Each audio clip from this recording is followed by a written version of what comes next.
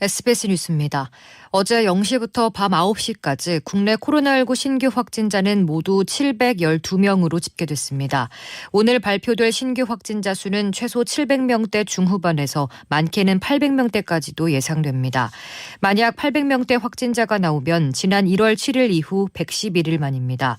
최근 2주간 집단 감염은 전체 감염의 22%였지만 가족이나 지인 등과의 만남이나 소규모 접촉에 따른 감염은 크게 늘어 절반 가까이 됐습니다.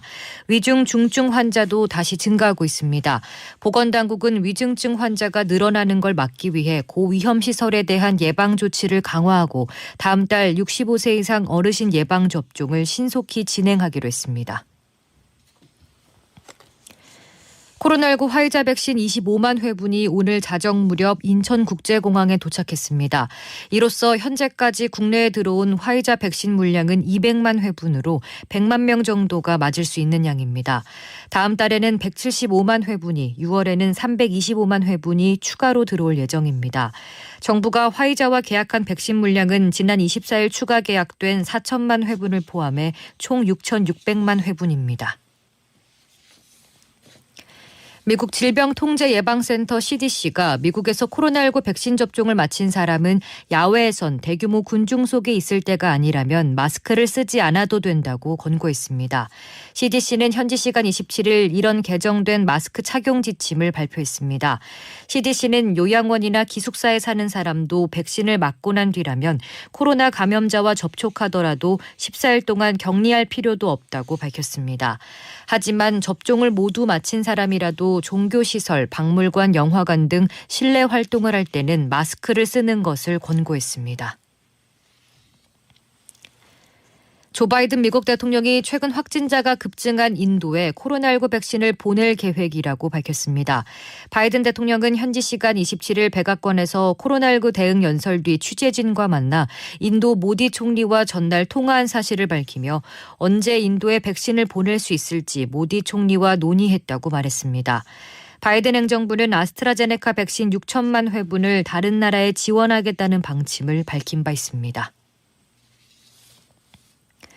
천주교 서울대 교구장을 지낸 정진석 추기경이 어젯밤 10시 15분쯤 향년 90세로 선종했습니다. 지난 2월 노환으로 건강이 나빠져 입원 치료를 받던 중이었는데 수술이나 연명 치료를 거부했습니다. 정 추기경은 임종 직전 찾아온 사제들에게 미안하단 말을 남긴 걸로 전해졌습니다. 장례는 오늘 자정 무렵에 치러진 추모 미사를 시작으로 5일장으로 거행됩니다. 이스타항공 창업주인 무소속 이상직 의원이 횡령 배임 혐의로 구속됐습니다.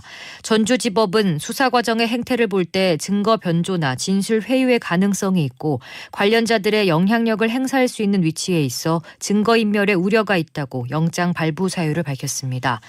검찰은 이상직 의원 및 일가가 이스타항공 주식을 계열사에 저가로 매도하는 등의 수법으로 555억 원 상당을 횡령 및 배임한 것으로 보고 있습니다. 이에 따라 이 의원은 21대 국회에선 더불어민주당 정정순 의원에 이어 두 번째로 구속되는 불명예를 안게 됐습니다. 오늘은 그제부터 고비 사막과 내몽골 고원에서 발원한 황사가 들어오면서 전국에 영향을 줄 것으로 예상됩니다. 황사가 들어오면서 미세먼지 농도는 전국적으로 나쁨 수준이 예상됩니다. 환경부는 이번 황사가 내일 오전까지 대부분 지방에 영향을 줄 것으로 전망했습니다. 오늘은 전국적으로 가끔 구름이 많이 끼겠습니다. 낮 최고 기온은 서울이 20도, 대전은 23도, 광주와 대구는 25도가 예상됩니다. 서울의 현재 기온은 10도입니다. 습도는 90%입니다. 주시은입니다. 뉴스를 마칩니다. SBS